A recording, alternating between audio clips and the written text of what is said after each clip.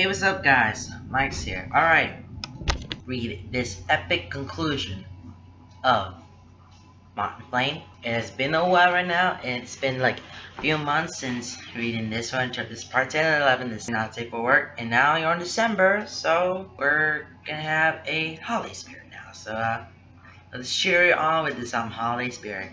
But we have to end it with this final chapter of Moth and Flame, and then, that's it.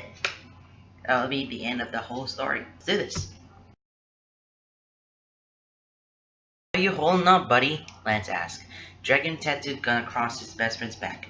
A Bible in his hand, familiar and confident, and he moves it like an extension of his arm.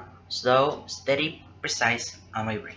The buzz of the machines fills the small shop, different pitches from his and Laura's guns, creating a rumbling white noise beneath the radio and beneath the conversation, wrapping them all up, holding them tight. It's cozy. All these people he considers family. All in the place he considers a home. Hank gives him a thumbs up. Feeling good. Lance cocks an eyebrow. Really? He pauses, glancing up in time to see Hank was. Well, it was pretty bad, but my back went numb like 20 minutes ago. So, I'm good. He chuckles, pulling the gun back and wiping away excess blood and ink, leaning away to admire his work. Hank twists to glance over his shoulder, like he somehow might be able to see it. How's it going back there? Lance hums, loud to himself as it goes back in for a few more touches. Good. Just about done with this section. I could probably move to the other side if you want to keep going, or we can work on it again another time. Nah, it's cool. Go ahead and finish up. He pulls out his phone, scrolling through it. I'm eating shade for lunch soon anyway. Ooh. Lance coos from behind him, laughing when Hank steps. Lance? A date? It's not like that. She's just a friend. Yup. Who I admire very much. And is very pretty too. He sighs, slumping a little in his defeat. Very, he says, sounding wishful. It's cute. Lance chuckles, pan and shoulder. You guys are hopeless. Just ask her out already. Like, actually ask her out. As in, define it as a date. Yup, it's not that easy. What if she says no? What if she says yes? Come on, buddy. At this rate, you'll be dancing around each other with loner than me and Keith did.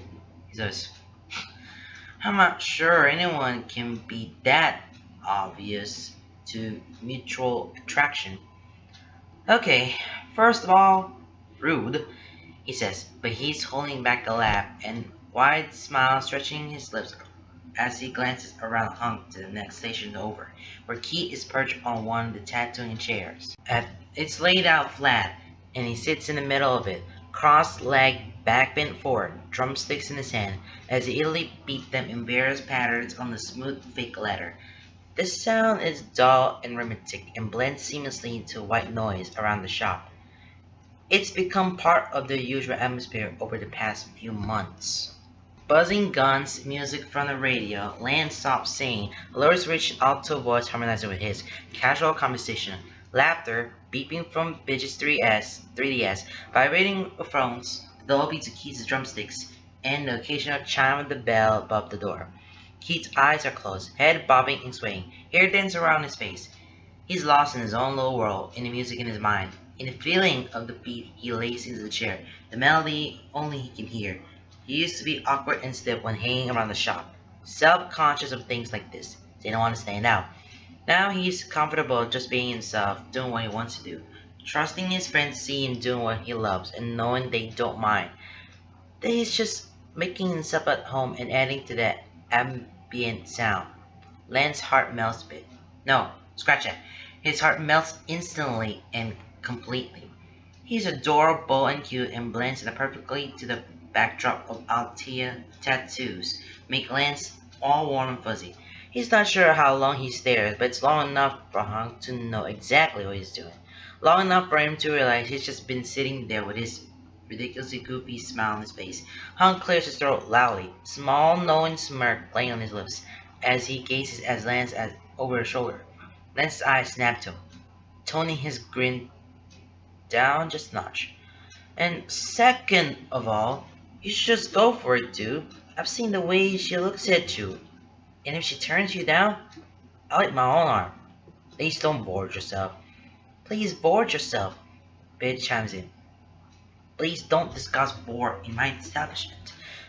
Elora cuts in from across the room, causing them both to snicker. Lance pats his back, setting the tattooed gun aside. All done here, buddy. Let me just clean you up. He pushes himself to his feet, stretching his arms high above his head to pop his back before tossing the paper towel in his hand and grabbing a new one. How are you doing over there, Koran? He calls, wetting the towel and wiping down Hunks' back. A loud growl answers him, trailing off to a whine. On the other side of where Keith is perched at the lower station, the chair is laid flat, and Koran lays on his stomach, face buried in his cross-arm. He's doing great, Allura says, smiling as she lifts the gun from the back of his cap and pats his leg. I can't believe you guys closed the shop to get tattoos together, Lance says, tossing the paper towel away. Hunk shrugs. Koran was gonna close up anyway, since I have time. I figured I'd get more work done if you were free. My best customer, he starts. No, I think that's Keith. Yeah, he says, hearing the fondness creep in his voice. Keith makes him so gross and happy. He is. I personally can't believe he shaved his legs for this, Allura mutters, loud enough for them all to hear. Carl lifts his hand and looks at them. Well, what was I supposed to do? Have you shaved me? She shrugs a smile on her lips. Most people do. Yes. He looks scandalized, mouth hanging open, mustache bobbing, eyes wide, and wrinkles deepening. Allura hides her smile behind a hand, biting back a laugh. He smiling scoops again, lifting his chin and look away. Well, I would never do such a thing. I was being considerate. But did you have to shave, like, your entire leg? Hunk asked. You could just shave the spot where you wanted your tattoo. And have a ridiculous bald spot? I think not. Or you could have just shaved one leg.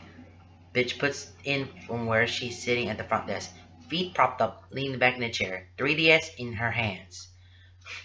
Even more preposterous, he snips, then bends the leg that Allura isn't currently tattooing to point his toes towards it. Besides, I think they'll look good. I have killer calves, so why hide them? That's the spirit, Lance says with a laugh, putting the pants to Hunk's back and tapping them in place. All done, buddy. Pulling off his gloves and tossing them. You know the drill. Leave that on for about an hour, then let it breathe for the rest of the day. Still got that Aquaphor from last time? Yep. Nice. Use it. For the first couple of days, I remember. Cool. Hunk pulls his shirt back on and turns to face him. They clasp hands, pulling each other in for a hug and petting each other's shoulders. Thanks, dude. Anytime, bro. Pitch will ring you up. Ow, what now? Pitch says, lifting her gaze and giving them both a flat look. He rolls his eyes. You heard me. Pull some way around here. I will stab you in a needle. You already have. Several times. You're very good at it. Thank you. As Hunk steps to the front desk, Lance wanders over to the chair where his boyfriend sits, still blissfully unaware of anything else happening at ease, simply letting conversation move around him without needing to pay attention. Lance just watches him for a moment, taking away his nose crinkles just a little, the way his mouth moves in small moments, muttering words or sounds. Cute. Freaking adorable. Not fair. He reaches out, brushing his knuckles up the line of his strong jaw. He starts, eyes snapping open and glancing at him out the corner of his eyes, relaxing when he sees it's just Lance. His drumming doesn't stop. Lance's hand moves up, fingers pushing into that thick mane of his, brushing it back from his face. He leans into the touch, lips quirking to a small lopsided smirk as Lance leans in and presses a kiss to his temple, his cheek, his nose. He tilts his head back, knowing exactly what Lance wants. And their lips meet.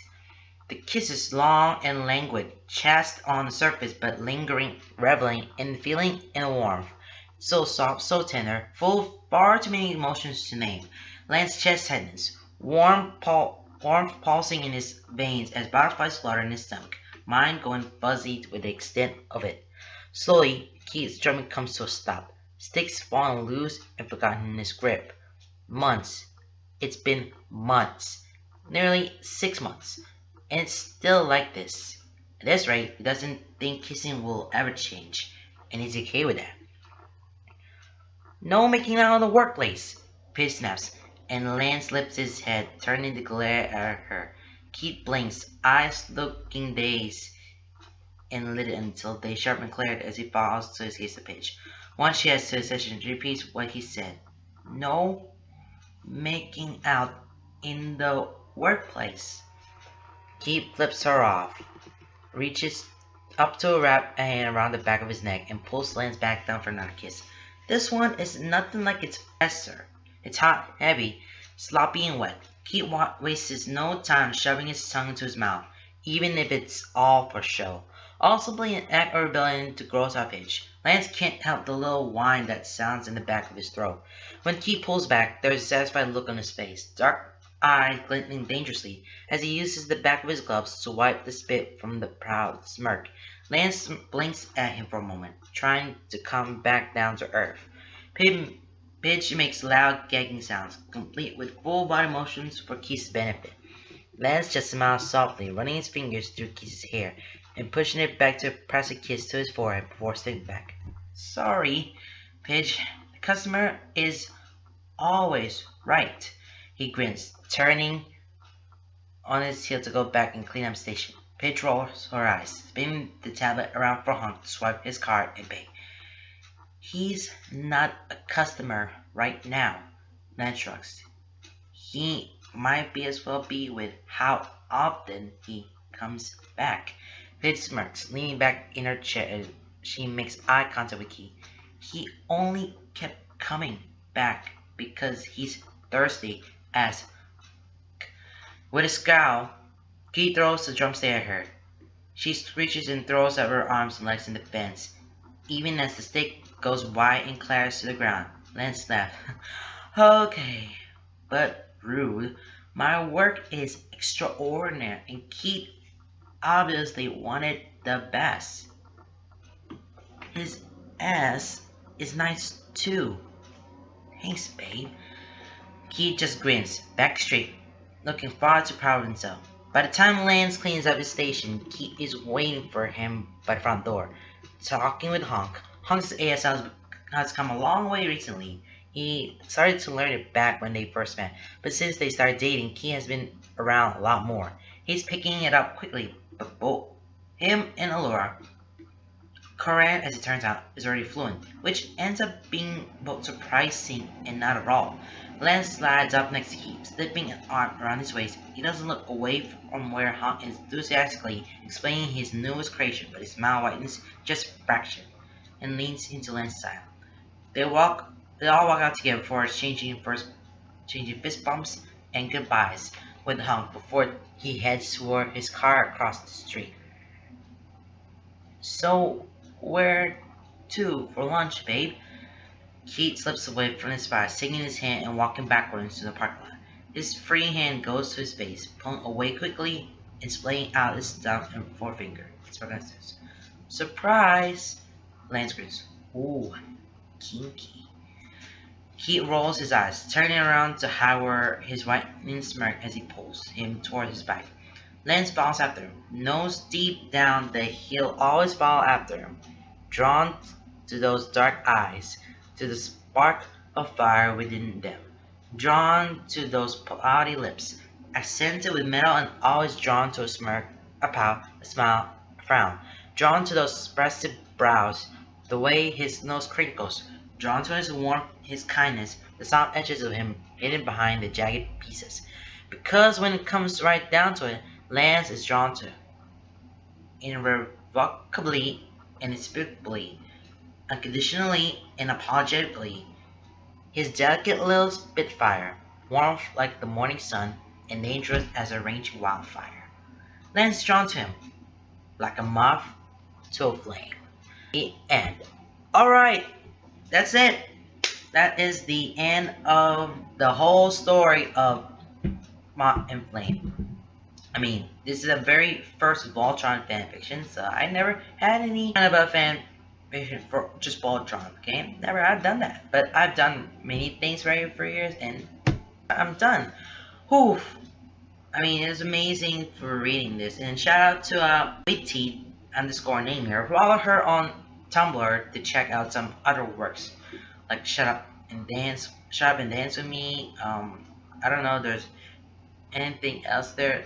There are kinds of some new works that she's currently working on, so go check it out. If you wanna check out some more content, go ahead, subscribe to my channel, and don't forget to comment or something, or request another fanfiction that you want to share that one to me. You want me to share it, and I want to share that one in public. So if you want to do that one, go ahead. Do not stop reading this one.